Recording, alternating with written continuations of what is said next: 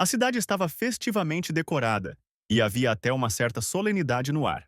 As pessoas saudaram o herói que chegava, que estava sentado orgulhosamente na sela de um cavalo arrojado. Todos os habitantes da cidade saíram às ruas para saudar o glorioso herói do grande império de Isgard. Crianças pequenas, irmão e irmã, correram para o desfile para ver o famoso herói com todos os outros. A menina estava cansada e pediu ao irmão que andasse mais devagar, mas por algum motivo ele parou.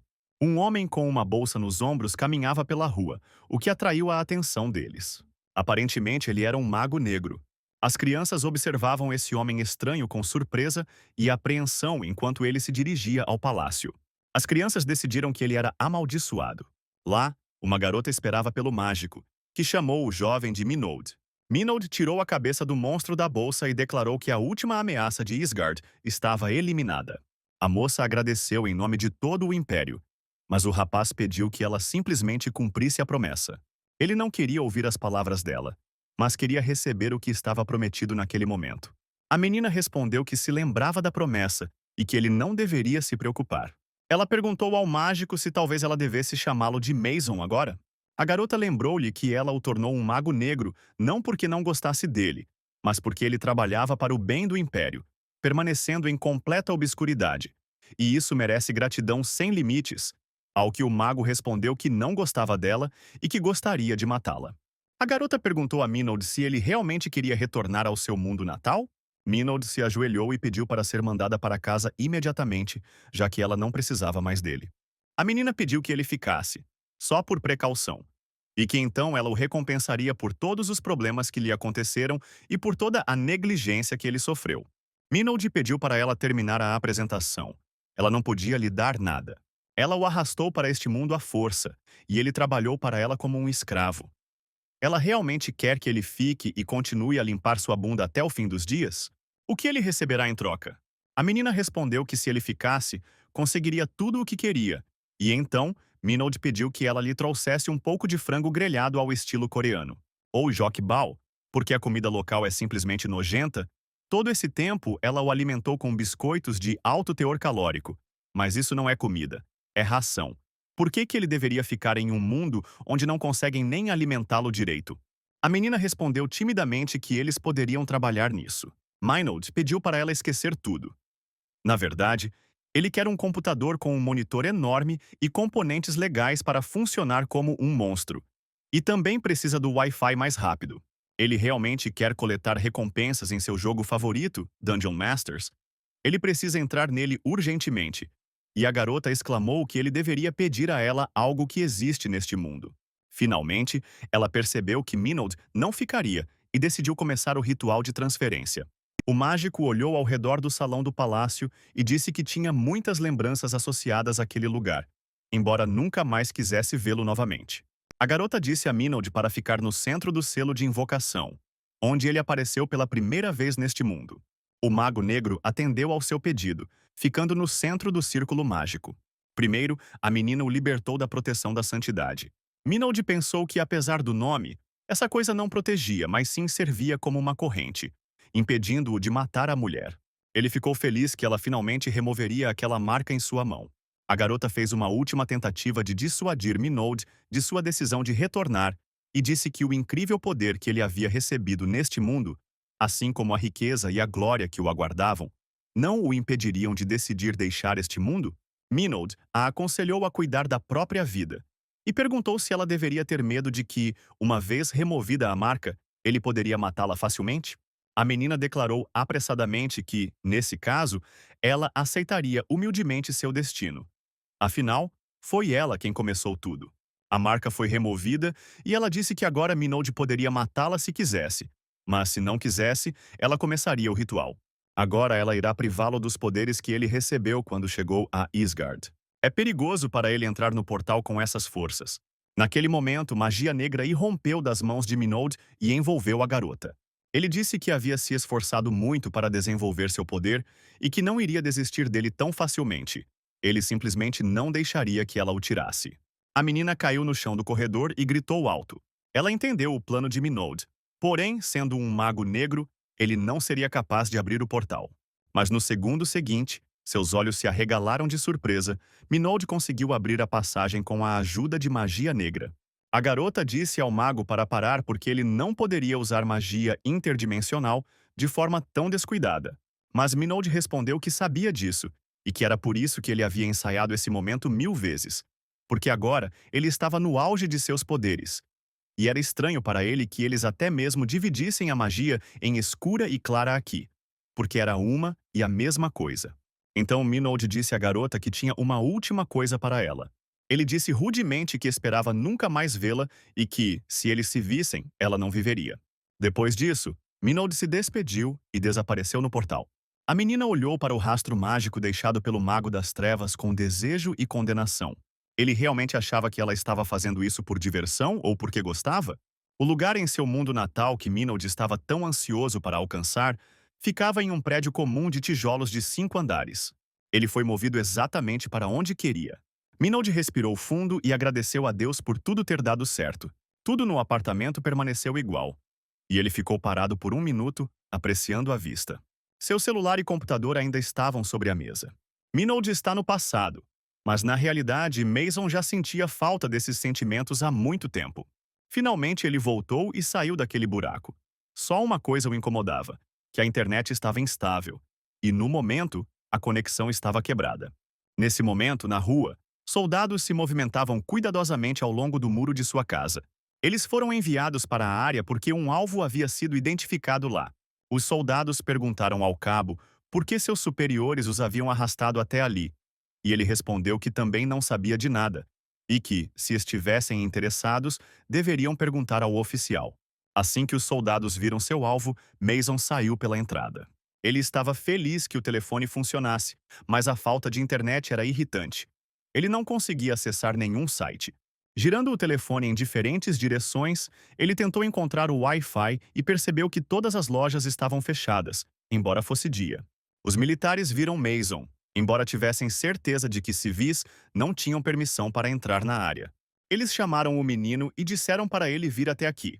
Mason decidiu que os militares estavam realizando algum tipo de exercício de treinamento e obedientemente colocou as mãos atrás da cabeça. Nesse momento, um dos soldados ordenou que ele corresse. Mason se virou e viu algo que nunca esperava ver na cidade. Mason disse calmamente que aquele pedaço de carne não valia nem um golpe dele. Ele olhou para a palma da mão e não viu a energia demoníaca. Ela havia desaparecido. A fera avançou contra ele, mas Mason habilmente a agarrou pela cabeça. Então ele de repente pressionou o monstro no chão, esmagando sua cabeça. Os militares ficaram impressionados com a habilidade deste jovem. Mason, limpando o sangue do rosto, disse que a fera pensou ter atacado um perdedor patético que só poderia ser atacado porque não tinha mais energia demoníaca. Mesmo que tivesse ficado um pouco mais fraco, tal monstro ainda não era páreo para ele. A curta luta lembrou Mason de seu treinamento de resistência em Isgard. Ele olhou para o cadáver do monstro e se perguntou o que ele estava fazendo neste mundo. Mason pediu perdão aos militares, e eles com medo pediram que ele não se aproximasse deles. Depois de algum tempo, Mason foi levado de carro até o ponto de evacuação, e o motorista disse que não entendia por que ele tinha ido tão longe. Ele poderia facilmente ser jogado atrás das grades por algo assim, mas teve sorte que seu comandante permitiu que o soltassem para não agravar a situação. O soldado perguntou a Mason se ele realmente não sabia o que estava acontecendo naquele momento. O jovem respondeu que estava no exterior há muito tempo e tinha acabado de chegar, que a Coreia já era diferente e que ele não conseguia entender o que tinha acontecido naqueles 2 anos. Quando ele tinha 7 anos, masmorras e monstros começaram a aparecer pelo mundo. Ele até se lembrava de como os soldados os matavam naquela época, assim como faziam agora. Junto com as masmorras e os monstros, os chamados despertos começaram a aparecer. Eles são muito mais fortes que as pessoas comuns. E os despertos criaram um esquadrão de caçadores cuja tarefa é destruir imediatamente os monstros que escaparam da masmorra. Antes daquela criatura invocá-lo, a Coreia não tinha problemas com monstros. Mason percebeu com irritação que o servidor do Strongest Fighters em seu telefone ainda não abria. Ele realmente voltou em vão?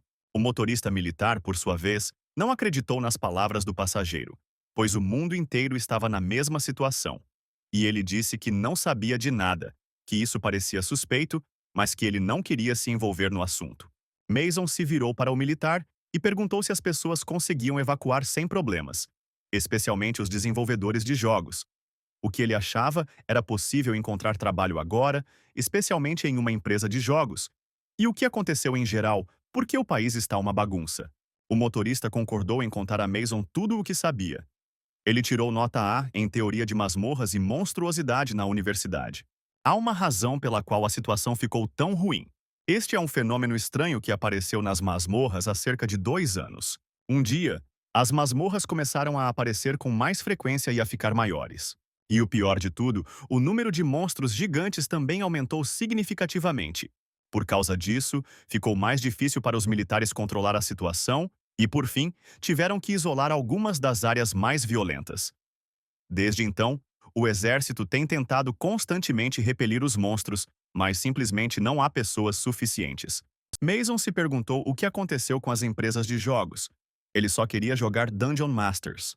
O soldado perguntou a Mason quantos anos ele tinha, e ele respondeu que tinha cerca de 21. O motorista lembrou-lhe que isso significava que Mason logo teria que servir no exército por 5 anos. O jovem ficou surpreso, e o militar explicou que, devido ao agravamento da situação, as autoridades mudaram a lei, e agora todos servem por 5 anos, não apenas os despertos. Se ele tivesse 21 anos, então já deveria ter recebido uma intimação. Mason ficou irritado porque, ao retornar, havia planejado não fazer nada por um tempo e apenas brincar de lutador. E agora enfrentaria 5 anos de serviço. Nesse momento, chegou uma mensagem no telefone, intitulada como um apelo à nação. Era uma mensagem sobre o início de seu serviço militar na Unidade X. Era uma intimação para amanhã. E Mason ficou surpreso que eles estavam enviando mensagens de texto em vez de intimações agora. Eles realmente nem sequer realizam um exame médico agora. E como podem relatar uma convocação com apenas um dia de antecedência? O soldado respondeu que não havia pessoas suficientes e, portanto, os exames médicos estavam sendo realizados diretamente no local. E quanto à data, aparentemente ele simplesmente havia perdido os lembretes anteriores. Ele sugeriu que Mason fosse ao clube de informática perto do ponto de evacuação e verificasse tudo corretamente. Depois que os pais de Mason desapareceram, ele passou os dias em casa jogando. Quando foi convocado, ele era um aluno do 12º ano e não tinha um único amigo. Este era seu paraíso perdido. Ele sempre adorou clubes de informática e esse jogo divino. Mason foi ao clube e agradeceu pessoalmente ao dono do estabelecimento por não fechar o clube de informática mesmo em tempos tão difíceis. Depois de tocar o quanto quis, Mason verificou se o chamado para o serviço era real. Ele também verificou as notícias em fontes da internet. E as palavras do soldado também se revelaram pura verdade. Aparentemente, seu primeiro dia de serviço realmente começa amanhã. E se ele tivesse magia negra, ele seria capaz de limpar todas as masmorras sozinho. Entretanto, por alguma razão, seu corpo foi completamente privado da energia demoníaca que era a fonte da magia. Ele não estava exatamente indefeso e provavelmente ainda conseguiria limpar todas as masmorras sozinho. Mason decidiu fazer exatamente isso. Ele estava determinado a resolver todos os problemas sozinho. No dia seguinte, ele chegou ao posto de recrutamento onde havia muita gente. Muitos pais choraram ao verem seus filhos indo para o culto. Todos pareciam deprimidos. Então, de repente, anunciaram que os recrutas tinham que ir urgentemente para o auditório. E Mason se perguntou se seria realmente mais difícil no exército do que em Isgard. Todos os recrutas foram alinhados em frente à plataforma e ordenados a ficar em posição de sentido. Os instrutores ordenaram que não empurrassem e seguissem todos os comandos. Antes de começar seu discurso, o tenente Sunny pediu aos recrutas que levantassem as mãos se quisessem se juntar ao grupo de caça. Ele disse que o tratamento dos caçadores é completamente diferente daquele dos representantes de outras unidades, com salários a partir de 3 milhões de wons. Não havia recrutas dispostos a servir em tal unidade. Apenas um recém-chegado levantou a mão e o instrutor ordenou que ele se aproximasse. De repente, o menino saltou no ar e pulou em uma plataforma localizada 5 metros acima do solo. Ele pousou habilmente, causando surpresa a todos os presentes. Depois disso, ele disse que era um recruta chamado Mason e gostaria de fazer parte do grupo de caça. Em uma caverna em um cânion esquecido na região norte de Isgard, Minold sentou-se sobre o cadáver de um monstro que ele havia matado. Ele disse: para si mesmo ou para o animal morto, que magos das trevas só têm problemas, que essa é a pior escolha de ocupação. Mesmo que tenham habilidades selvagens, sem energia demoníaca, tudo é inútil. Ele não se regenera como mana, como acontece com magos comuns. Deve ser acumulado matando monstros demoníacos. Ganhar energia enquanto a gasta não é muito lucrativo, e é quase impossível para um mago negro se juntar a um esquadrão normal. Sua reputação atrapalha. Acontece que ele tem que vagar pelas masmorras sozinho. E se a energia demoníaca dentro dele acabar, então ele é um cadáver. Então ele tem uma pergunta. Como um mago negro pode obter energia demoníaca de forma mais ou menos eficaz? Minold olhou para os monstros que havia matado e para o fogo que acabara de acender. Havia um silêncio mortal por toda parte. Ele decidiu que não conseguiria ouvir a resposta porque todos estavam mortos. Então foi até o ninho dos aracnídeos, onde estava o chefe escondido da masmorra, mas também ficou em silêncio. Finalmente, o chefe emergiu das sombras e Minold ficou feliz em vê-lo. Caso contrário, ele teria morrido de tédio. O chefe olhou furiosamente com seus muitos olhos para os cadáveres de seus irmãos. A boca com dentes tortos abriu-se com raiva. Minold não gostou da resposta à pergunta. E, além disso, a boca do monstro fedia muito. Então o mago desferiu um forte golpe na cabeça da fera. Minold estava no auge de sua fama, e faltavam 645 dias para seu retorno à Terra. Ele aconselhou o monstro neutralizado a aumentar sua força física. Agora Mason foi presenteado com café, que o próprio comandante do batalhão havia preparado para ele. O comandante ficou satisfeito com o entusiasmo do recruta e perguntou-lhe por que ele queria tanto se juntar ao esquadrão de caça. Afinal, as coisas estão ruins na Coreia ultimamente e muitos estão se transferindo para outras unidades. Até mesmo os despertos estão fazendo isso. E Mason respondeu que ele simplesmente tinha alguns negócios na masmorra. O comandante achou o recém-chegado um sujeito muito engraçado. Ele gostava cada vez mais de Mason, porque todas as masmorras coreanas estavam sob guarda militar. A tarefa dos caçadores era destruir todos os monstros que escapassem no local. Cada um deles tem habilidades únicas. Além disso, alguém poderia subir rapidamente na hierarquia dos caçadores se conseguisse provar sua força. O crescimento de suas carreiras não tinha limites. Mason sonhou que se ele entrasse em um esquadrão de caçadores, então, em teoria, ele deveria ser autorizado a entrar na masmorra. E lá ele lidaria com a maioria dos monstros sozinho. Ele esperava que houvesse pelo menos alguns monstros demoníacos entre eles, e então, dada a possibilidade de rápido crescimento na carreira, ele progrediria bem. E claro, ele poderá restaurar totalmente suas forças. Mason esperava conseguir 10 estrelas e concluir todas as masmorras coreanas em 5 anos. Então, os criadores do seu jogo favorito finalmente poderão terminar de desenvolver seu novo projeto com calma, e ele ficará rico e bem-sucedido. Houve uma batida na porta do escritório do comandante e o sargento Heise, do esquadrão de caça, entrou na sala. O comandante do batalhão apontou para Mason e disse que este era o novo recruta que ele havia prometido ao sargento. Heise perguntou ao menino se ele tinha alguma habilidade de caça. Se ele estiver realmente desperto, ele deve conseguir abrir a janela de status. O sargento pediu a Mason para ditar suas estatísticas. Mason pensou com desagrado que aquele homem estava falando de algo inimaginável. Todos os caçadores eram assim? Mas no exército a ordem é esta.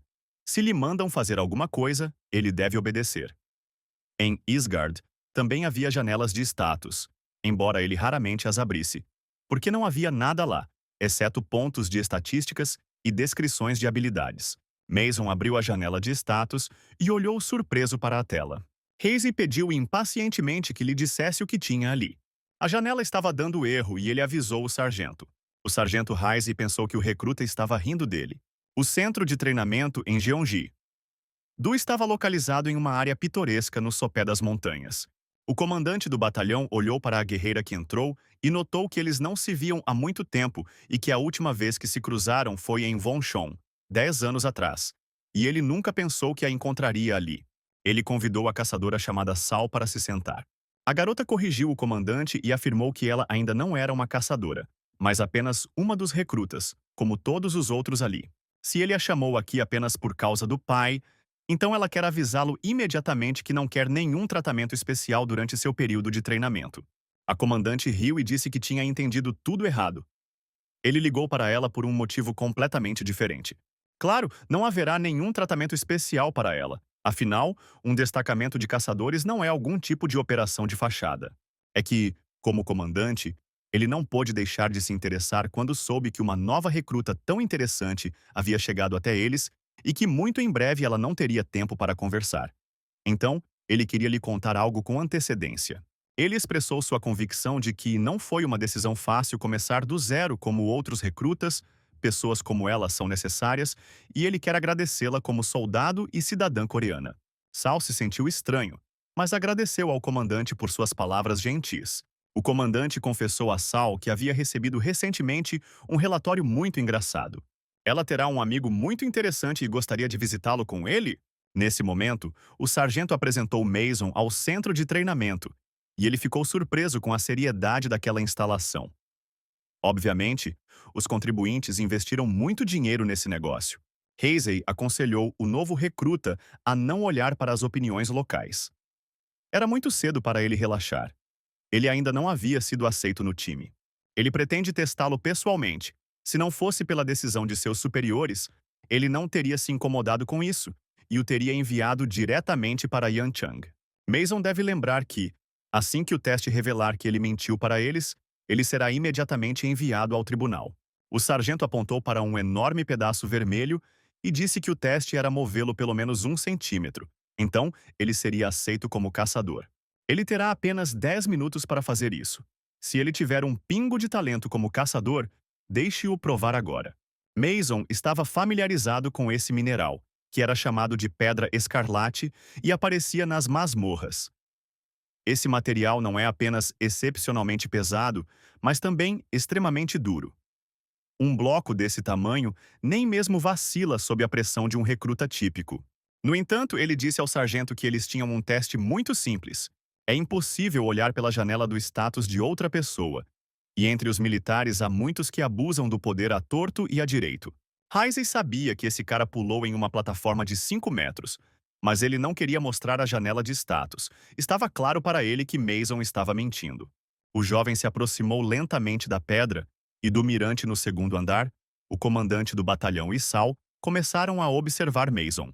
O comandante disse à garota que, durante a reunião de recrutamento, o rapaz demonstrou habilidades excepcionais, mas o jovem alega que sua janela de status está mostrando um erro. Ele admitiu que nunca havia se deparado com um caso assim durante todo o seu serviço como comandante, e, portanto, tem grandes expectativas e espera que este recruta corresponda a elas. Enquanto isso, Mason tocou a pedra com a palma da mão que ele viu nas masmorras de Isgard, e elas eram realmente absurdamente pesadas. Mas o jovem estava confiante de que passaria facilmente no teste militar. Mason se concentrou e deu um soco, pensando que talvez houvesse alguma energia demoníaca naquela pedra. A pedra se estilhaçou em pequenos pedaços devido ao golpe do jovem. Mason pensou que seria uma pena se não houvesse energia demoníaca lá dentro. Os militares ficaram surpresos com o que viram. A pedra escarlate deixou de existir. Era uma espécie de loucura. Mason olhou para a palma da mão com pesar e percebeu que não havia nada dentro da pedra. Os recrutas começaram o treinamento e muitos acharam que isso estava errado. Mesmo antes de Mason se juntar ao grupo de caça, ele sabia que o treinamento seria difícil. No final do treinamento, os recrutas são imediatamente enviados para a batalha, onde são levados o dia todo durante um mês para, de alguma forma, prepará-los para as dificuldades futuras. No primeiro dia, os recrutas receberam pesos e foram forçados a subir correndo os infames 6.000 degraus. Mas o mais importante é que o instrutor Sargento Heisey está cronometrando a distância e isso é estressante. Mas esta é a única maneira de melhorar o desempenho físico no menor tempo possível. E é assim que deve ser, já que eles são novos recrutas para os caçadores. Embora, talvez alguém estivesse errado, porque Mason quebrou todas as regras. Seu corpo parecia leve como uma pena para ele. E se ele tivesse energia demoníaca, ele simplesmente voaria. Essas sessões infernais de treinamento de caçadores acabaram sendo muito agradáveis para ele. E, em comparação com os trapos esgardianos, o uniforme militar lhe caía bem.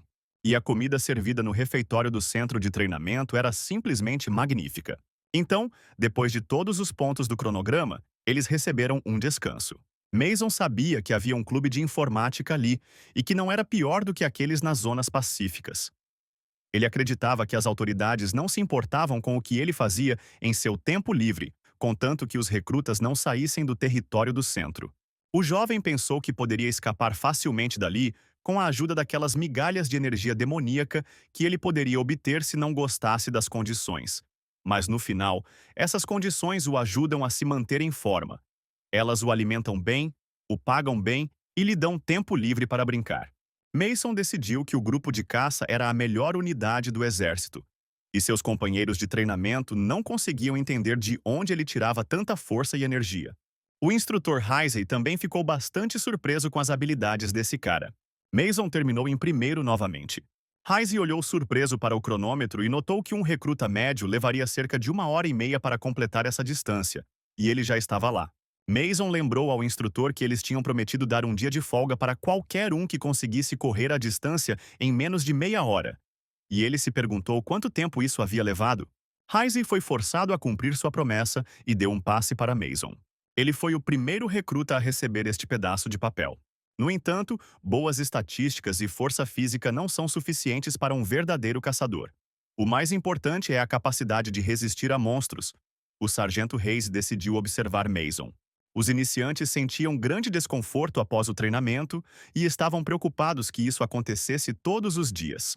Alguns ficaram felizes com a melhora em suas estatísticas. Mason observou com espanto um dos recém-chegados comemorar que suas estatísticas tinham aumentado em 1 ponto, já que durante seu treinamento em Isgard, elas melhoravam em 10 pontos diariamente. Seus companheiros sabiam que Mason havia recebido um dia de folga e o invejavam. Eles acreditavam que Mason havia alcançado tais resultados por meio de exercícios regulares, e os rapazes só queriam conversar com ele. Anteriormente, enquanto ele era um mago negro, os habitantes de Isgard se recusavam até mesmo a olhá-lo nos olhos, temendo causar problemas para si mesmos.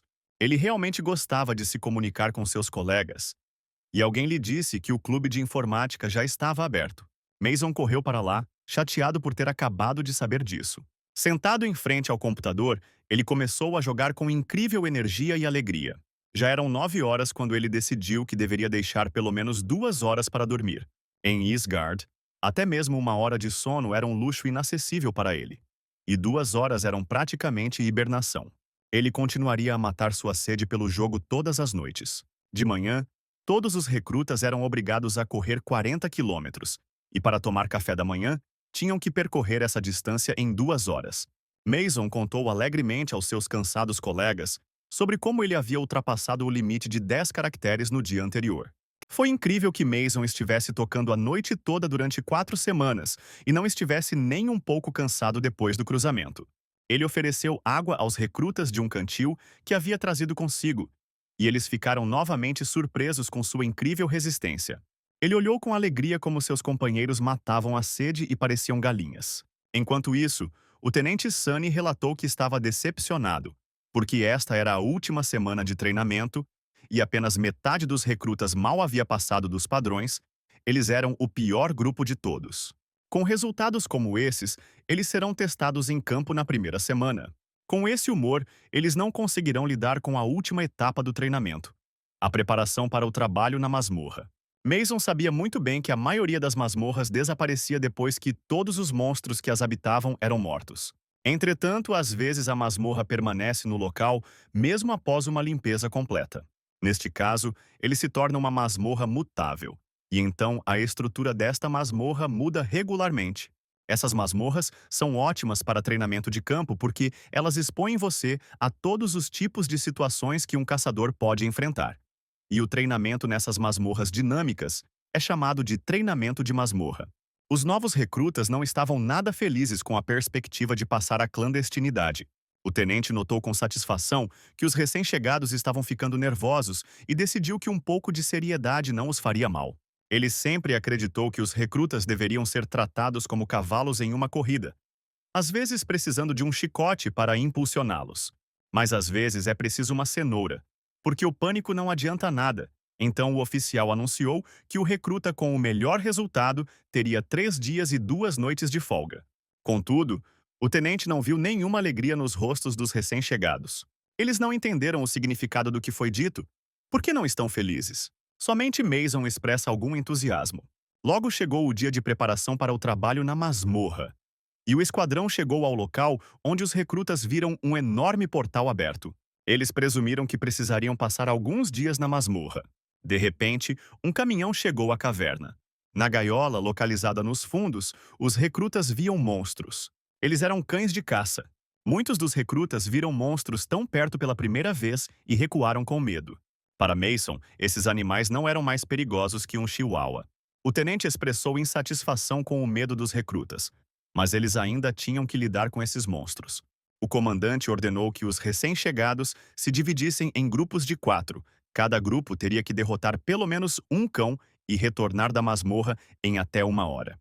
Sunny ordenou que eles deixassem de lado o medo e fortalecessem seu espírito de luta. O sargento Heisey ordenou que os recrutas se aproximassem dele um por um. Ele entregou a cada um deles um traje especial de proteção para esquadrão de caça, que foi projetado para proteger o corpo em condições extremas. Era muito pesado e de design simples. Muitas pessoas se sentiam fracas por causa disso, e Mason descobriu que o traje não tinha mobilidade nem conforto, apenas proteção. Ele conseguia sentir o cheiro do suor e do medo do antigo dono. Esse dispositivo de proteção tinha uma aura desagradável, e o garoto não gostava disso. Mason perguntou ao tenente se eles poderiam remover a armadura imediatamente após matarem os cães. Sunny queria repreender o recém-chegado por sua insolência, mas vendo que ele era o melhor dos recrutas, permitiu que ele agisse como bem entendesse. No entanto, ele deve lembrar que este é um treinamento de equipe e que ele não pode fazer tudo pelos seus companheiros. Ele expressou o desejo de ver como o recruta Mason pode trabalhar em equipe. Os companheiros do antigo mágico não conseguiam imaginar como matariam o cão com aquele traje de proteção inútil. E Mason decidiu desenvolver um plano. Era muito simples, e ele decidiu ensinar aos seus companheiros como matar cães corretamente. Mason anunciou aos seus colegas que havia elaborado um plano. Os cães correrão em direção a eles tentando morder seus pescoços, e quando pularem, eles devem simplesmente agarrá-los pelas patas e quebrar a espinha do monstro. Isso geralmente é suficiente para matar o cão. Mas se ele ainda estiver vivo, eles simplesmente precisam separar as duas metades e rasgá-las ao meio. Mason viu que seu discurso inflamado não causou nenhuma impressão em seus camaradas. Enquanto isso, o tenente anunciou o início do treinamento e o instrutor abriu a gaiola com os animais. Os cães, tendo saltado para a liberdade, correram para a masmorra. Mason explicou aos seus companheiros surpresos que esses monstros tinham passado o dia inteiro em alguma gaiola e agora estavam voltando para casa. Uma expressão de alívio apareceu nos rostos de seus colegas. Perguntaram a Mason como ele conhecia tão bem a psicologia dos monstros, e o jovem pensou que ele próprio era assim. O tenente ordenou que seus subordinados parassem de rir e conversar durante o treinamento. Ele tomou a decisão de enviar a equipe de Mason para a masmorra primeiro. Mason decidiu que isso era até uma coisa boa. Quanto mais cedo ele pudesse tirar aquele terno pesado e fedorento, melhor. O tenente Sunny comunicou-se por rádio com os instrutores dentro da masmorra e ordenou que eles ficassem vigilantes e monitorassem a situação caso os recrutas estivessem em perigo e precisassem de ajuda. A dupla de instrutores que estava na masmorra aceitou a ordem do comandante. Eles observaram 4 novos recrutas chegando de um local secreto nas profundezas da caverna. O parceiro do cabo Dave relatou que o primeiro grupo de recrutas já havia entrado e o resto estava do lado de fora. Ele também disse ao cabo que havia um bastardo chamado Mason com esses caras. Dave sabia que esse cara estava sob vigilância especial e que ele era o recruta mais forte de todos. Seu progresso durante 4 semanas de treinamento é incrível e ele provavelmente mostrará o seu melhor na masmorra também. Mason olhou ao redor da masmorra cuidadosamente e percebeu que os monstros já estavam prestes a atacá-los. Claro, ele poderia ter acabado com tudo rapidamente matando todos os cães sozinho, mas então seus companheiros de equipe não teriam ganhado nenhuma experiência de combate. Enquanto isso, uma matilha de cães avançou em direção aos recrutas. Percebendo o medo nos rostos de seus companheiros, Mason pediu que eles não tivessem medo, pois os trajes que estavam usando eram realmente fortes. Ele decidiu assumir o comando e decidir qual dos monstros o atacaria primeiro? Os animais já estavam muito próximos. Mason nocauteou o líder dos monstros, que estava um pouco à frente de seus companheiros, com um golpe. O primeiro cão jazia morto diante dos recrutas atônitos. Um dos recém-chegados atacado por uma fera pediu ajuda. Mason matou o segundo animal com um chute poderoso. Ele aconselhou seus companheiros a não ficarem parados quando os monstros atacassem, pois eles poderiam pensar que eram presas fáceis. Mason exclamou que se fosse um ataque real à masmorra, 2 pessoas já estariam mortas. Havia muitas delas, e essa vantagem deveria ser usada para encurralar os cães na parede. Inspirados pelas palavras confiantes de Mason, os recrutas começaram a pressionar os monstros e eles ficaram com medo. Os instrutores que assistiam da emboscada não conseguiam acreditar que Mason era um recruta comum. Normalmente, durante o primeiro treino na masmorra, os novos recrutas perdem a cabeça de medo e não conseguem fazer nada. Mas graças às instruções de Mason, este grupo conseguiu lidar com o medo. O parceiro do cabo perguntou a Dave se um sargento poderia reencarnar no corpo de um recruta, e Dave respondeu que parecia que ele estava lendo muitos romances. Mason não apenas lidou com todos os cães sozinho, mas também ajudou seus companheiros a cooperar e organizar o trabalho em equipe. Esse cara obtém a maior pontuação em preparação para o trabalho na masmorra. O resto dos recrutas obtém uma pontuação média. Os recrutas viram os instrutores emergirem da emboscada e perceberam que eles estavam lá o tempo todo. Os novatos perguntaram quando suas pontuações seriam divulgadas, e Mason perguntou se ele seria demitido. O ex-mago das trevas acrescentou que conhece os instrutores como pessoas muito boas. De repente, algo aconteceu com a saída da masmorra. O cabo ordenou que todos se dirigissem rapidamente para a saída. As paredes da caverna tremiam tanto que parecia que um terremoto havia começado. Mas não era um terremoto, porque eles estavam em uma masmorra em transformação, que estava sendo reconstruída naquele momento. A entrada da masmorra fechou-se de repente sozinha. Todos entenderam que era improvável que conseguissem escapar do saco de pedras. O parceiro do cabo lembrou Dave que ainda faltava um mês para a próxima transformação, e Dave afirmou que primeiro eles precisavam evacuar urgentemente os recém-chegados para um lugar seguro. Dave se virou para os recrutas e disse que uma situação inesperada havia ocorrido. No entanto, não há motivo para preocupação. Eles esperarão 1 hora neste local, conforme prescrito nas instruções, e talvez a entrada seja aberta novamente. Os recém-chegados estavam animados, achando que ficariam presos ali para sempre. O instrutor acrescentou que eles também estavam trabalhando para resolver o problema do outro lado, e que o tenente tomaria todas as medidas necessárias para salvá-los. A ajuda certamente chegaria. A verdade é que, de todos os recrutas, apenas Mason sabia que a razão pela qual aquela masmorra em particular foi escolhida para treinar os cadetes era porque todos tinham 100% de certeza de sua previsibilidade. O fato de a entrada ter fechado de repente foi uma surpresa para todos. Os instrutores também sentiram problemas, mas não demonstraram, embora estivessem confusos e não soubessem o que fazer. Se a masmorra tivesse se transformado em uma masmorra fechada, não seria tão fácil sair dela. Algo semelhante aconteceu em Isgard, mas nada realmente catastrófico aconteceu porque Mason estava aqui. Os instrutores se afastaram do grupo e chegaram à conclusão de que esse era o pior cenário possível. O cabo disse ao seu parceiro que agora era uma masmorra fechada. Ele parecia muito assustado. Dave explicou a ele que a entrada da masmorra pode desaparecer em 2 casos. O primeiro é quando a masmorra desaparece, a entrada desaparece após uma limpeza completa. E a segunda é quando a masmorra é do tipo fechada. Nesse caso, a saída desaparece após entrar nela. Acontece que a masmorra se transformou em uma masmorra fechada. A saída desapareceu e os monstros apareceram aqui novamente. A única maneira de sair dessa masmorra fechada é matar todos os monstros nela. Não há como eles obterem ajuda externa agora. Agora há 4 cadetes sem experiência em combate e 2 instrutores na masmorra. Com essa equipe, eles terão que passar pela masmorra. O cabo pensou que eles ainda não sabiam que tipo de monstros tinham aparecido ali. Se não tivessem sorte com os inimigos, tudo poderia acabar mal. Mas não havia nada a ser feito e eles precisavam se mover enquanto ainda tinham forças para lutar. Seria muito mais fácil se os instrutores tivessem o equipamento adequado. Sem ela, eles não serão capazes nem de derrotar goblins comuns. Com as mãos nuas, eles terão que gastar pelo menos 10 minutos em um monstro. Havia apenas um plano real com o qual eles realmente tinham chance de sucesso. Foi necessário usar os trajes de proteção dos recrutas. Os cadetes precisam ser colocados na frente para que recebam o impacto desses trajes pesados, enquanto eles Os instrutores matam os monstros distraídos pelos novatos. Mas é possível usar seus próprios subordinados como bucha de canhão? É improvável que a dignidade dos caçadores guerreiros sobreviva a isso. De repente, algo chamou a atenção de Mason. Dave caiu de repente no chão e agarrou a garganta com as mãos. E seu parceiro correu para ajudar o cabo, apesar dos protestos de Mason. Ele sabia que não havia como ajudar o cabo e logo ambos os instrutores estavam se contorcendo no chão, ofegantes.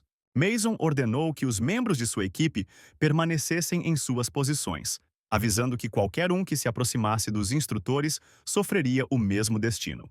Ele disse que nada de grave aconteceu com eles. Foi apenas um desmaio. Mason não ficou surpreso. Ele sentiu um cheiro familiar e depois entregou os corpos dos instrutores aos seus companheiros. Ele ordenou que não o seguissem, mas simplesmente ficassem na entrada. Os recrutas avisaram Mason que era perigoso ir sozinho, e até mesmo os instrutores não suportaram.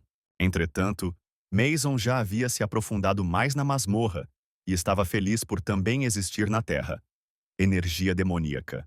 Foi por causa dela que os instrutores se sentiram mal. Não era de se surpreender que eles se sentissem mal mesmo estando acordados. Antes de entrar em uma masmorra com traços de energia demoníaca, os igradianos recebiam proteção especial. Para pessoas comuns, a influência da energia demoníaca pode ser fatal. Para os magos das trevas, a energia demoníaca é como um carregador de telefone. Finalmente, Mason chegou à fonte dessa energia demoníaca.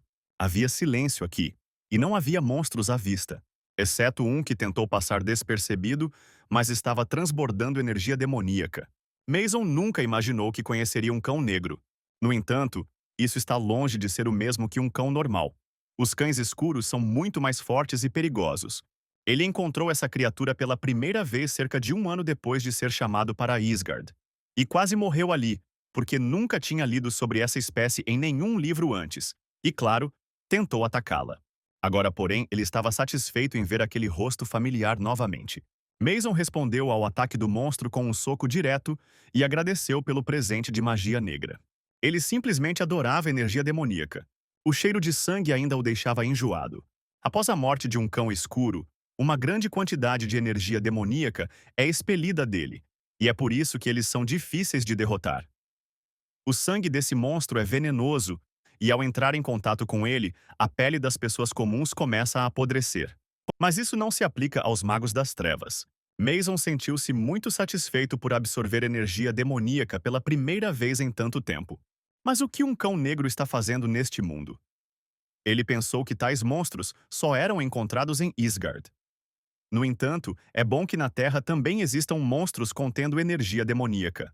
Mas, a julgar pela reação dos instrutores, não é comum encontrar pessoas assim por aqui. E também durante as palestras do treinamento, não houve nenhuma menção à energia demoníaca. A probabilidade de um cão negro fazer uma viagem interdimensional é zero. Apenas um mago negro muito forte como ele, ou um sacerdote usando poderes divinos, é capaz disso. Criar um portal não está disponível para todos. Embora seja um pequeno detalhe, esta poderia ser a primeira aparição de um cão escuro na Coreia? Mason decidiu levar o cadáver deste monstro para o relatório. Nesse momento, os instrutores gradualmente voltaram a si. Ao acordarem, eles começaram a olhar ao redor com medo, procurando por seus subordinados. Por fim, eles se convenceram de que estava tudo bem e que não havia feridos. É verdade que eles ficaram alarmados ao saber que Mason havia ido sozinho explorar a masmorra. O cabo estava fora de si de raiva. Como ele pensou em se separar do grupo em uma situação tão perigosa, só por isso ele merecia ser expulso do centro de treinamento. Mas agora ele não tem liberdade para falar sobre isso. Ele deveria proteger os recrutas, mas ele próprio desmaiou. E agora eles precisavam urgentemente seguir o rastro de Mason. E naquele momento eles o viram. Mason não retornou sozinho, mas com os despojos nos ombros. Era o cadáver de um cão escuro. Os instrutores olharam com curiosidade para o corpo morto do monstro e chegaram à conclusão de que foi por causa dele que perderam a consciência. Todos ficaram surpresos ao ver que Mason havia derrubado sozinho um monstro tão grande, que não era páreo para simples cães de caça. De repente, a entrada foi iluminada por uma chama azul brilhante. Um portal havia se aberto. O cabo Dave perguntou respeitosamente a Mason se ele realmente havia lidado com aquele cão sozinho. Dave ordenou que seu parceiro levasse todos os recrutas para fora e que ele os alcançaria em breve. O cabo pediu a Mason que, ao sair da masmorra, relatasse tudo o que havia acontecido pessoalmente ao tenente.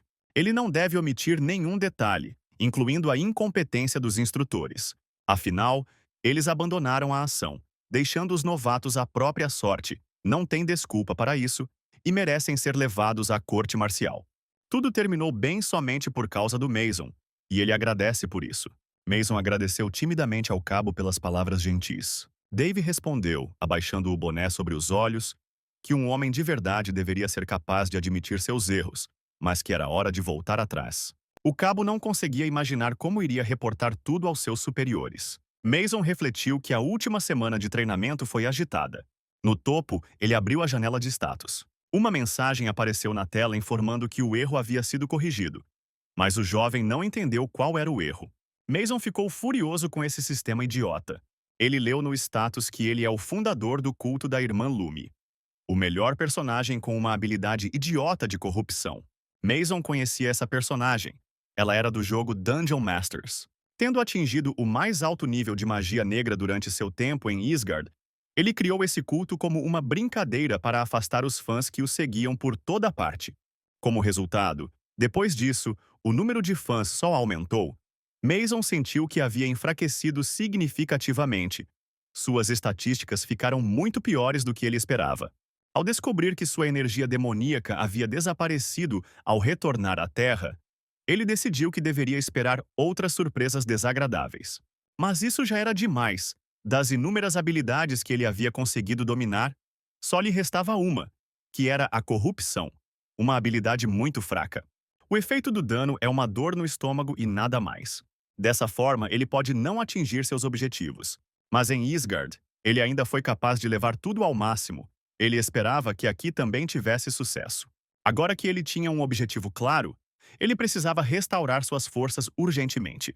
Salvar uma empresa de jogos que não conseguia fazer um jogo por causa de ataques de monstros era uma tarefa factível.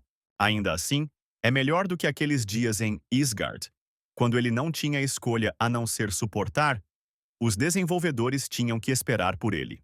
O centro de treinamento estava um caos completo. O fato de a masmorra estar fechada durante o exercício e o tenente não poder dar ordens claras era uma situação de emergência. Além disso, o recruta eliminou vários monstros com as próprias mãos, sem qualquer ajuda externa, enquanto os instrutores desistiram imediatamente. Devido a uma série de eventos imprevistos, os recrutas que deveriam receber a primeira patente e ser libertados em paz antes da partida, agora tinham que esperar por uma decisão de seus superiores. Eles ficaram sentados no quartel, apenas esperando. Os recrutas discutiram como Mason derrotou sozinho um cão escuro. Presumia-se que esse cara poderia facilmente ascender ao posto de sargento em 2 anos. Mason foi até o tenente e informou que havia chegado. Sunny cumprimentou o recém-chegado. Então ele liberou o soldado culpado, que era responsável por verificar as masmorras, do escritório. O tenente o puniu por sua desonestidade. O oficial então informou Mason que o havia chamado para uma conversa especial. Sunny informou ao garoto que ele havia obtido a pontuação mais alta e tinha uma proposta: uma garça entre galinhas. Esta frase descreve pessoas que se destacam da multidão. O tenente Sunny achava Mason um cara incomum e agradeceu ao destino por ter tido a sorte de viver para conhecê-lo. Quem diria que a garça se tornaria tal que até mesmo excelentes recrutas pareceriam um bando de galinhas comparados a ela? O exército e o país perderão muito se ele for enviado para as tropas regulares, que estão com tão pouca gente. O comandante disse ao garoto que sabia que Mason queria subir na carreira o mais rápido possível. Mas, de acordo com as regras, soldados rasos não podem solicitar promoção durante o primeiro ano de serviço. Mas ninguém disse que o comandante não poderia abrir uma exceção para ele. Se Mason concordar em se juntar ao grupo de caça em Shervan, ele usará sua patente de comandante para ajudá-los. Então ele não terá que esperar um ano inteiro. O tenente pensou que talvez tivesse exagerado um pouco com Shervone. Era improvável que Mason estivesse tão desesperado, mas a promessa de uma promoção não seria suficiente aqui. Mason sabia que esta era a 104ª unidade do Esquadrão Invulnerável. Os outros recrutas o aconselharam a ficar longe dela a todo custo. Era terrivelmente frio lá e nevava constantemente. Monstros apareciam constantemente do nada e novas masmorras se abriam constantemente. Shervon era considerado o último ponto dos caçadores. Na verdade, Mason não se importava onde serviria, contanto que fosse promovido, e se abrissem uma exceção para ele, seria perfeito. Além disso, há muitas masmorras em Chervon, e é exatamente disso que ele precisa. Para seu plano, uma progressão rápida é simplesmente necessária. Quanto maior a classificação, mais opções de mobilidade ele tem. Até um ouriço percebeu que a maneira mais rápida de ser promovido era defendendo masmorras. Então Mason concordou com a proposta do tenente. Para a surpresa de Sunny, Mason declarou que estava pronto para ir para Cherwon. No pátio de desfile em frente ao quartel, tudo estava pronto para a partida. Os colegas de Mason pediram que ele os contatasse assim que chegasse a Chervon. O jovem jurou que não se esqueceria de seus companheiros, mesmo naquele lugar distante. Os amigos não entendiam por que ele se voluntariou para servir em um lugar onde todos tinham medo de acabar. Mason respondeu que tinha ambições incríveis na vida. Todos decidiram que Mason era simplesmente louco. Mason olhou tristemente para o transporte que partia levando seus barulhentos companheiros e ficou sozinho. Depois de algum tempo, um caminhão chegou para buscá-lo. Um soldado usando óculos escuros e um emblema invulnerável em sua túnica perguntou o nome do recruta. Ele pediu desculpas pelo atraso devido à neve. Então ele ordenou que Mason subisse na caçamba do caminhão para seguir em direção ao seu destino. O jovem sentou-se num banco na parte de trás do caminhão e colocou sua mochila com coisas aos seus pés. Ele pensou que assim que chegassem à base, sua vida como soldado começaria. Mason não se importava com o treinamento duro e os ataques constantes dos monstros. Havia apenas uma coisa que o incomodava. Era um ritual de iniciação. Ele não queria se meter em uma situação estúpida como em todos aqueles shows. Ele não teria paciência para isso. Ele decidiu que poderia resistir, porque apenas um soco no rosto de um oficial superior seria suficiente para mandá-lo para uma prisão militar. O caminhão chegou ao território da unidade, e Mason notou neve por toda parte. Era Chervon, a 104ª unidade do esquadrão de caça, o 2º batalhão. O soldado que o entregou levou-o até o quartel e ordenou que os soldados mostrassem ao recém-chegado onde ficava tudo. Dois rapazes imediatamente se aproximaram dele, encantados com a aparição de uma nova pessoa.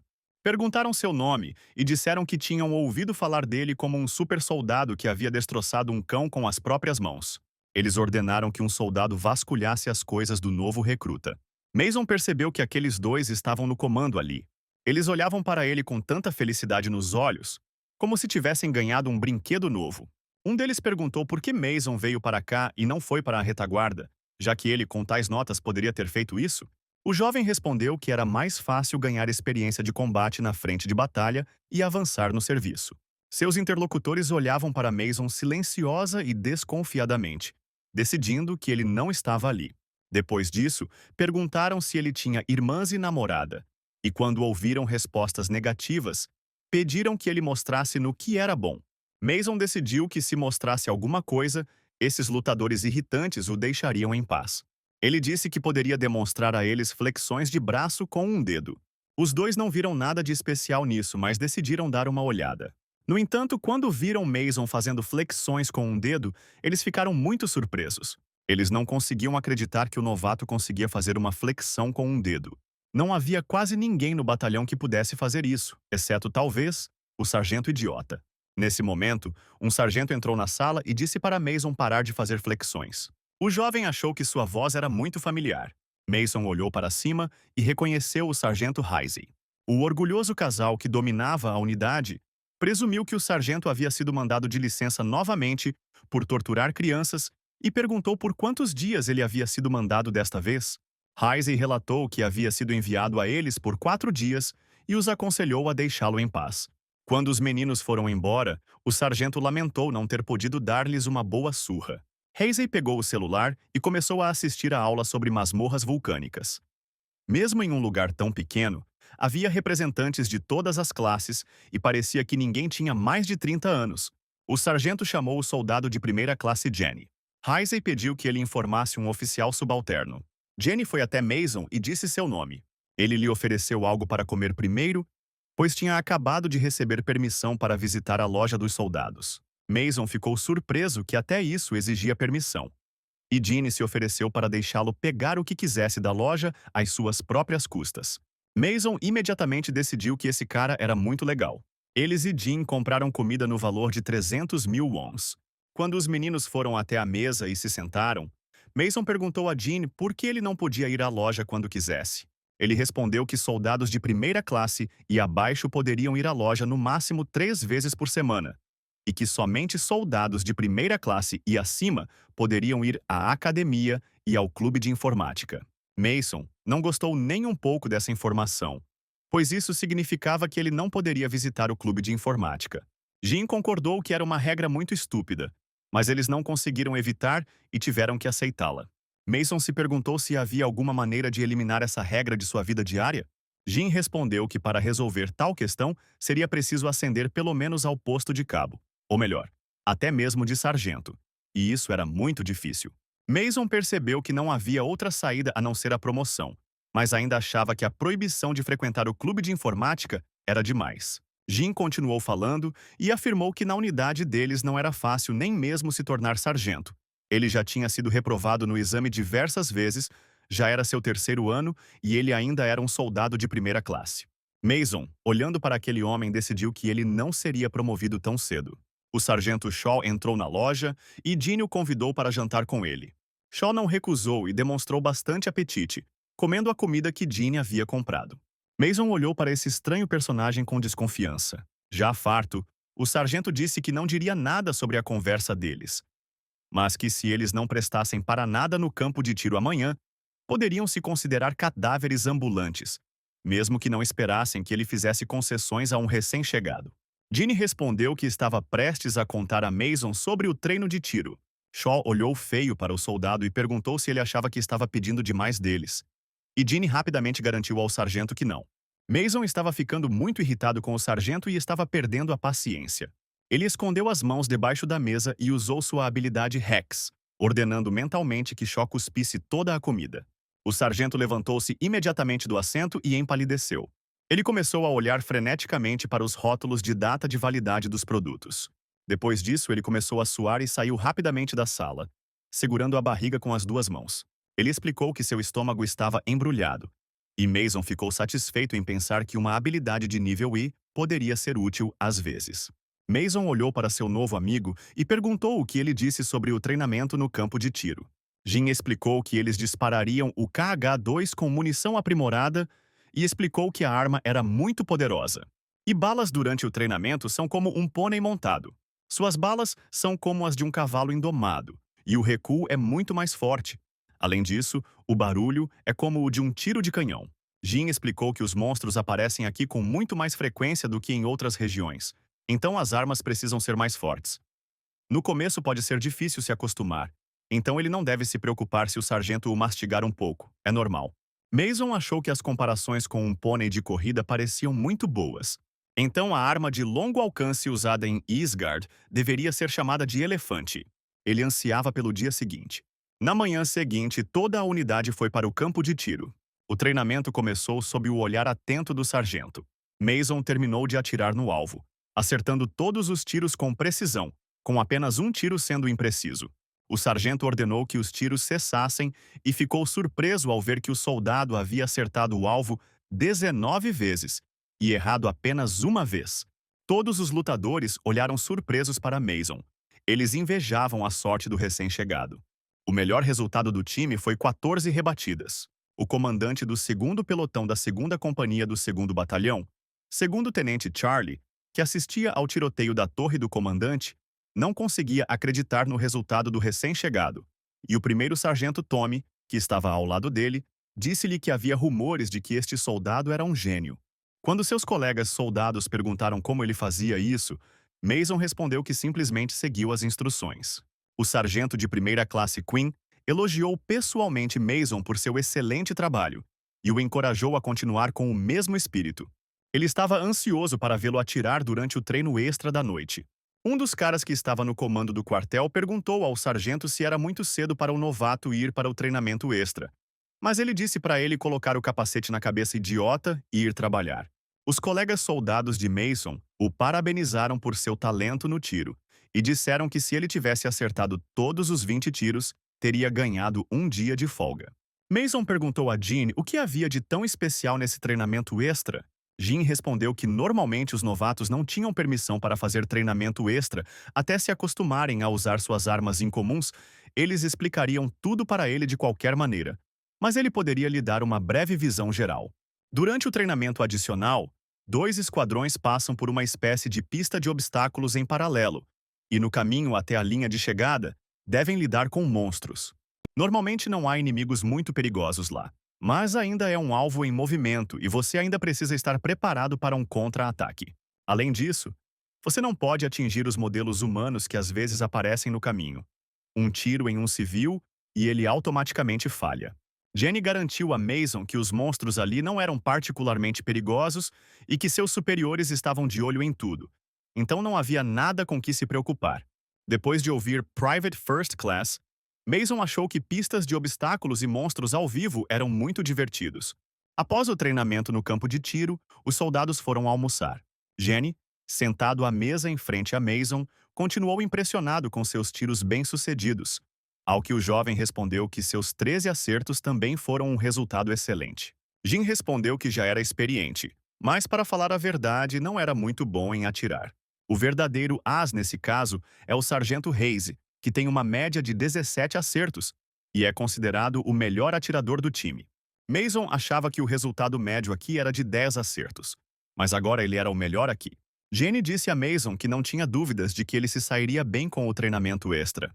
Mason, sabendo que haveria grupos de 2 no treinamento, convidou Jenny para se juntar a ele.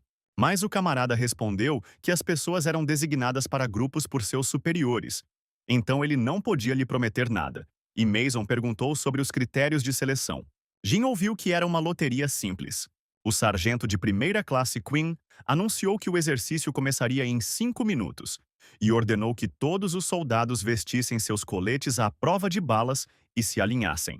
Mason, junto com outros colegas soldados, recebeu seu colete. O sargento Shaw abordou o jovem e disse que ele havia sido designado para o mesmo esquadrão e que a diferença de habilidades seria radical. Afinal, a distância entre um soldado e um sargento é como a distância de um caranguejo da China. Mason pensou que esse desgraçado não entendia nada e continuou a construir.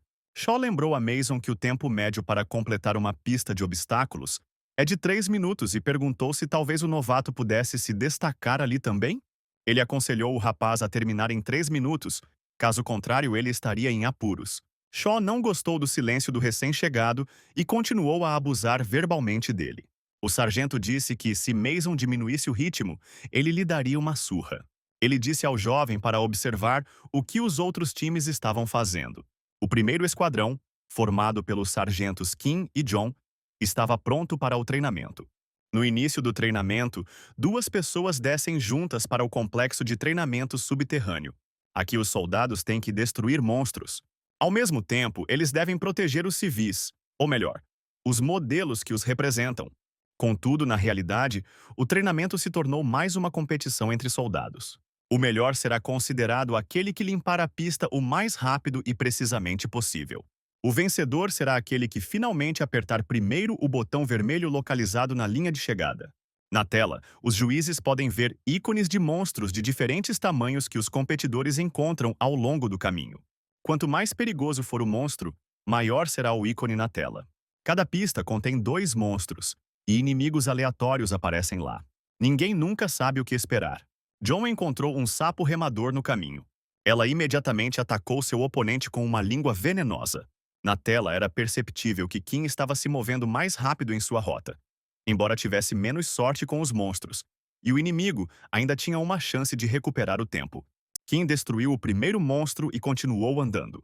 Ele decidiu que seria fácil, que ele apenas mataria o próximo monstro e correria para a linha de chegada. Entretanto, esse monstro revelou-se muito forte. Enquanto isso, John lidava com o segundo sapo remador. Ele pensou com irritação que Kim obviamente já havia chegado à linha de chegada. Mas, para sua surpresa, ele chegou primeiro ao botão. John apertou o botão vermelho com alegria. A tela mostrou o tempo que John levou para passar pela tira. O resultado foi 2 minutos e 24 segundos. E na segunda linha, Kim encontrou um verme do deserto, que era muito difícil de matar. Quando Kim, sem fôlego, apareceu na linha de chegada, John perguntou por que ele demorou tanto para chegar, como ele iria defender sua terra natal se era tão lento, E, além disso, ele havia perdido uma sacola de guloseimas da loja. Acontece que seu parceiro não só terminou tarde, mas também atirou em um civil. Então ele poderia ter demorado. Kim teria sido desclassificado de qualquer maneira. Shaw, observando os soldados do primeiro esquadrão, percebeu que eles até fizeram uma aposta em comida.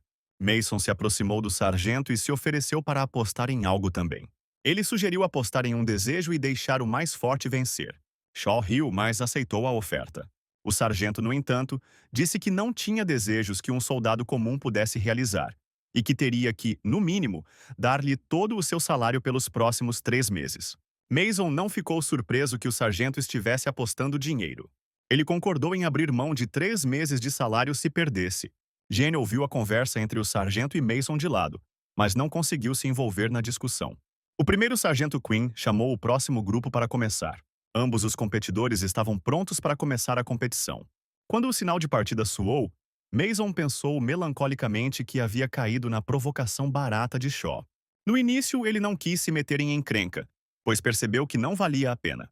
Mas lhe falta maturidade para não responder às provocações. Muitos já sabiam que o sargento e o soldado tinham feito uma aposta e não conseguiam entender qual era o objetivo, já que o soldado não tinha chance de ganhar. De repente, o local da competição tremeu como se tivesse sido atingido por um terremoto.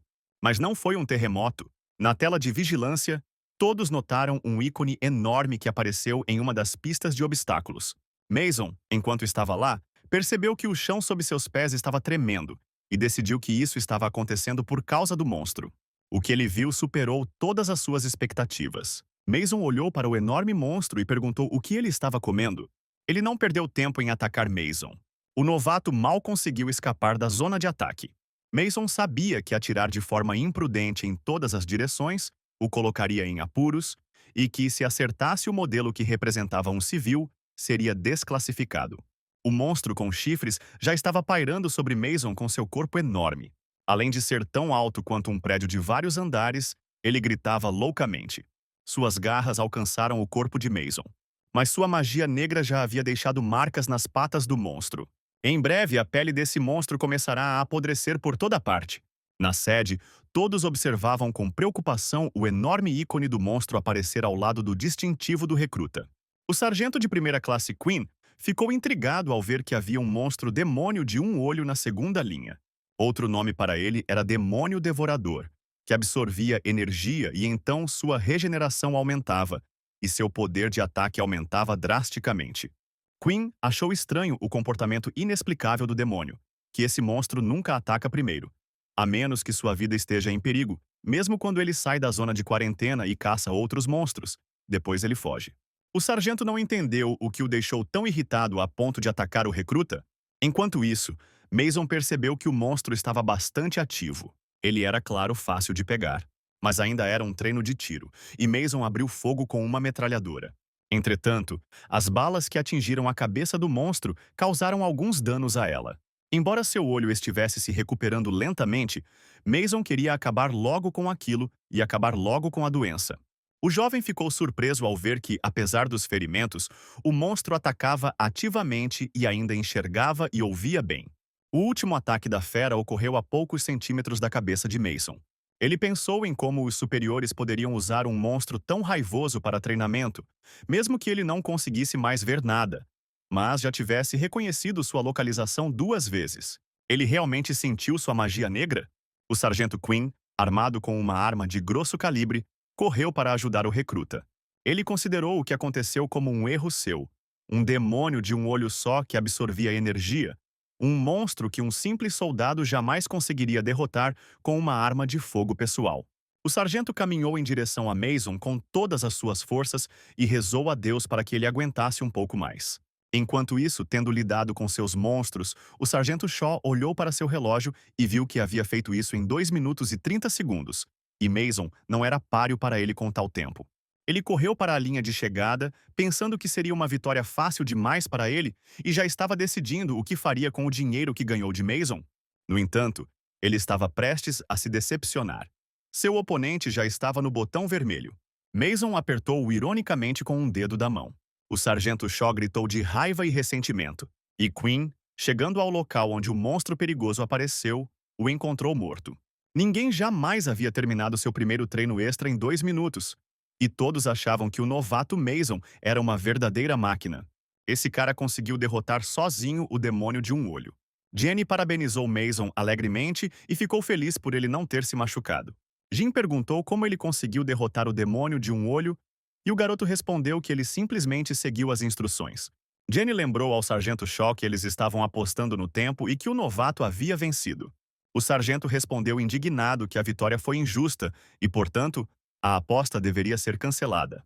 Ele explicou que inicialmente havia apenas uma condição: ele não deveria chegar depois do recruta. Mas durante o treinamento, todos devem matar 2 monstros. E só então ir para a linha de chegada, como as regras exigem. Ele matou 2 monstros e o recruta apenas um. É por isso que ele não perdeu a aposta. Se ele tivesse que lutar apenas com um monstro, ele teria chegado à linha de chegada muito mais rápido. Essa é uma competição justa? O sargento pediu para Jean responder à sua pergunta. Mason conseguia ver o quão vil o homem era. Mas, mesmo sendo um incidente incomum, ele se sentiu mal por dar um soco vencedor durante um treino extra de tiro. Então ele só queria deixar o assunto de lado. Mason perguntou a Shaw por que ele estava resolvendo as coisas com o soldado Jean e não com ele pessoalmente. Nesse ponto, o sargento Heisey entrou na conversa e afirmou que Shaw deveria ter vergonha porque o recruta estava em sério perigo. Normalmente, o demônio de um olho é bastante inofensivo, mas quando ele sofre mutação, seu perigo aumenta várias vezes. É muito mais fácil matar 2 monstros do que lidar com ele, não é óbvio? O sargento Heisey olhou diretamente para Shaw. Ele perguntou se ele estava se gabando de seu título por meio de seus sucessores. E Heisey respondeu que era Shaw quem estava se gabando do título. Shaw recuou e pediu a Heisey que resolvesse o problema na frente de seus subordinados. Era só uma brincadeira da parte dele. Heisey disse que estava brincando porque estava em desvantagem, como sempre. Ter uma alta patente é muito conveniente, principalmente quando você vê como a pessoa que costumava estar no comando aqui lhe obedece tão obedientemente. O rosto de Shaw ficou da cor de um tomate maduro demais. Heisey perguntou a Shaw se ele tinha algo a dizer. Ele levantou as mãos e respondeu com uma risada que não tinha nada a dizer. Heisey foi embora e disse que era assim que deveria ser. O sargento Heisey foi promovido à segunda classe por se destacar no exame, mas esse sistema não existe mais. Soube-se que isso aconteceu porque um sargento júnior, que havia chegado ao topo, teve problemas na masmorra e o sargento Heisey também quase morreu. Mason perguntou a Ginny irritado se isso significava que não havia mais chance de conseguir uma promoção especial, e seu amigo respondeu que, para isso, ele precisava salvar civis em uma emergência ou alcançar o resultado de subjugar um monstro maior que o tamanho padrão, embora, na realidade, tudo isso seja subjetivo. Resumindo, não existem tais regras e praticamente não há caçadores que tenham sido promovidos por causa disso. Por mais que Mason quisesse uma promoção, ele não podia desejar situações de emergência para os civis. O exército norte-coreano era considerado praticamente derrotado, e monstros chegavam às linhas de frente todos os dias. No entanto, tudo estava muito tranquilo por enquanto. 2 dias de vida como um simples soldado raso foram suficientes para ele. Agora ele queria começar a se desenvolver. De repente, um anúncio começou a soar no alto-falante. O Departamento de Controle declarou estado de emergência, pois foi confirmado que vários Middlebats apareceram perto do depósito de petróleo. Todos os caçadores receberam ordens de se reunir imediatamente no depósito de petróleo e montar escudos de proteção. Os morcegos médios são morcegos do tamanho de crianças que vivem em bandos e não são particularmente perigosos, mas são extremamente ágeis. A especialidade deles é cuspir bolas de fogo. O aparecimento desses indivíduos em um depósito de petróleo representa uma situação de emergência na qual todo o esquadrão pode ser destruído. 2 soldados que guardavam o depósito de petróleo ficaram surpresos com a grande quantidade desses monstros. Atirar neles com armas de fogo era proibido devido ao depósito de petróleo próximo, e os tiros também podiam atrair outros agros. Eles só precisavam observar a situação até que as pessoas chegassem para montar os escudos. Os soldados esperavam que essas criaturas não incendiassem o depósito de petróleo antes que escudos especiais fossem instalados.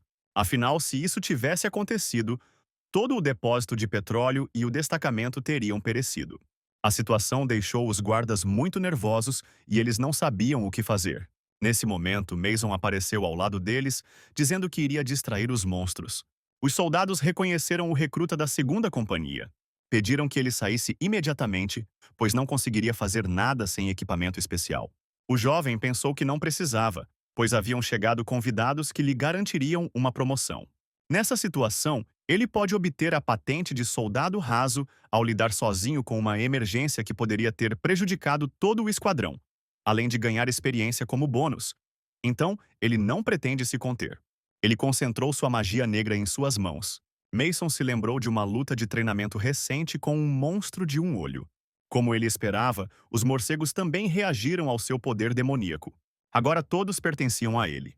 Nesse momento, os soldados chegaram com equipamentos para instalar escudos. Um dos soldados se virou para o sargento Heisey e chamou sua atenção para o que estava acontecendo à frente.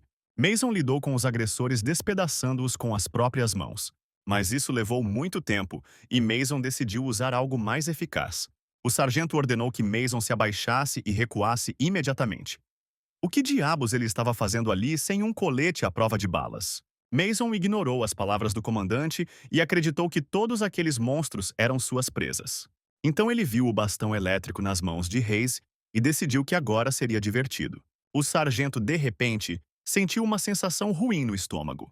Ele se agachou de dor e Mason pegou emprestado seu porrete para usar contra os monstros.